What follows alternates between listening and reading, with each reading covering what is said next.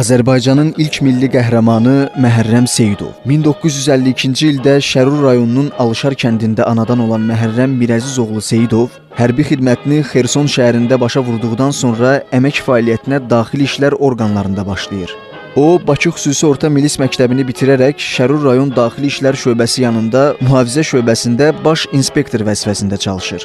1990-cı il yanvarın 16-sında erməni silahlı birləşmələri Kərki kəndində öz azğın əməllərinə başladıqları zaman təhlükə barədə Şərur rayon Daxili İşlər şöbəsinə məlumat daxil olur və bir qrup polis əməkdaşı hadisə yerinə göndərilir. Yanvarın 18-də Sədərəyə yaxın postlarda qanlı döyüşlər gedir. Düşmən böyük itki verir, lakin geri çəkilmək istəmirdi. Ayın 19-da Sədərəyin müdafiəsi təmin olunsa da, kapitan Azər Seyidov mühasirəyə düşür. Onu azad etmək üçün Məhərrəm döyüşə atılır. Seyidov çətinliklə də olsa öz döyüş yoldaşını mühasirədən çıxarır. Ancaq buna baxmayaraq özü qəhrəmancasına şəhid olur.